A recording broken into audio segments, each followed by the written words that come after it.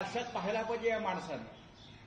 असं आहे की अशा लोकांच्या तोंडाला काय लागायचं ज्याने आपल्या बापाच्या पाठीत खंजीर बसला. त्यांचं अख्खं आयुष्य हे काँग्रेस पक्षात शरद पवारांबरोबर, बाप त्यांचा शरद पवार, माननीय शरद पवार, त्या बापाच्या पाठीत खंजीर बसणारा हा माणूस पित्रांना बोलतो रंग बदलला.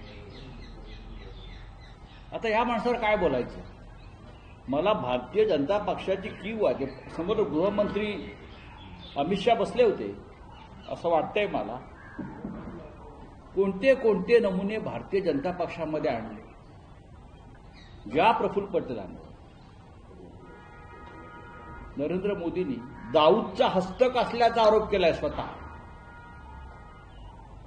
दाऊदचा हस्तक, इक्बाल मिर्ची त्याच्याबरोबरचे व्यवहार केल्यामुळे त्यांच्यावरती ईडीच्या कारवाया झाल्या, त्यांच्या संपत्त्या जप्त झाल्या, त्यांच्या घरामध्ये ईडी घुसली. असा आरोप कोणत्याही राजकारणावर झाला नाही अलीकडच्या काळामध्ये. देशाचा सगळ्यात मोठा दुश्मन पाकिस्तानात जो आश्रयाला आहे त्याच्याबरोबर प्रफुल्ल पटेलचे संबंध, म्हणजे ते दाऊदच्या पक्षात पण जाऊन आले. दाऊदच्या पक्षातून भाजपात, भाजपात का गेले तर आपली संपत्ती वाचवायला.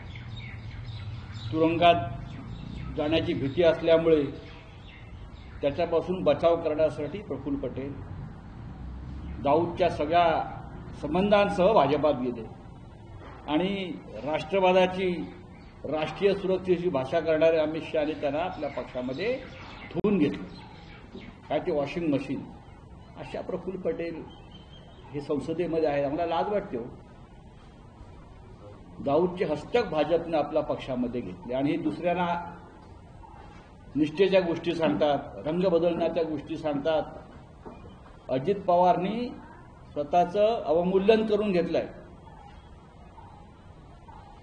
अजित पवारनी प्रफुल्ल पटेल सारख्या माणसाला, हे दलाल आहेत सगळे. प्रफुल्ल पटेल सारखे लोक हे कोणाचे नाहीत, ते दलाल आहेत. कधी काँग्रेस पक्षाचे दलाल करत होते, कधी राष्ट्रवादी काँग्रेस शरद पवार पक्षाला बाप बाप बाप बाप फिरत होते. मग दाऊद इब्राहिमची दलाली केली असं वाटतंय. आणि इथे आल्यावरती मग त्यांची संपत्ती सगळी मोकळी झाली, साधारण 1000 कोटीची. अशा लोकांनी संसदेमध्ये उभं राहून त्यांची बोलण्याची लायकी आहे का? आम्ही कसले रंगबदल? अहो, आम्ही माननीय बाळासाहेब ठाकरे यांच्या पक्षामध्ये, माननीय उद्धव ठाकरे यांच्या पक्षामध्ये आहोत. तुमचे रंग आधी पहा, नक्की तुमचा कोणता रंग आहे. तुम्हाला दाऊद इब्राहिमचा हिरवा रंग लागलेला आहे आणि हे तुम्ही वक्तवर बोलताय. तुम्हाला दाऊद इब्राहिमचा, आणि मी प्रफुल्ल पटेलला सांगतो माझ्या नादाला लागू नको. नागडागरी तिथे भाजपच्या लोकांना चमचेगिरी करून दाखवत होते काल. त्यांच्या अशा घाण दळभद्रांच्या तोंडाला लागणं म्हणजे महाराष्ट्राचा अपमान. हे शत्रू आहेत महाराष्ट्राचे. कशाला उगाच तुम्ही प्रफुल्ल पटेल यांच्याविषयी आम्ही नमस्कार करतो, पण काल त्यांनी अगदी जणू काय मी आकाशातून निष्ठेचा एक मूर्तिमंत पुतळा पडलेलो आहे खाली, फार मोठा राष्ट्रभक्त आहे, अशा पद्धतीनं बघा. त्यांची जर मी इतिहास काढायला लागलो सगळा, त्यांना महाराष्ट्र सोडून जावा लागेल, मी आत्ता सांग. आणि हे लोक देवेंद्रजीच्या बाजूला बसणार. काय लेवल आहे का फडणवीसांची? हे लोक मोदी, अमित शहा त्याला कायम वाकलेले लोक हे, त्यांना पाठीचा कणा नाही. हे आमच्या महाराष्ट्राचं नेतृत्व या संसदेमध्ये करतायत धंपक लोक.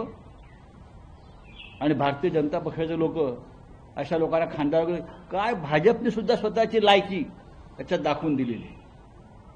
हे प्रफुल्ल पटेल सारखा दाऊद इब्राहिमचा आरोप आम्ही नाही केला, हा देशाच्या प्रधानमंत्र्यांनी केला.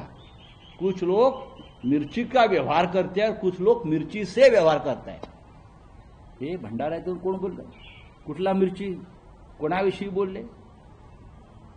ईडीचं केस पहा, तपासा. नंतर तुम्ही भाजपमध्ये जाऊन त्यांचे बूट चाटून, त्यांची चाटुगिरी करून हे आरोप धुवून काढण्याचा प्रयत्न केला. पण आरोप आहेत, संबंध आहेत.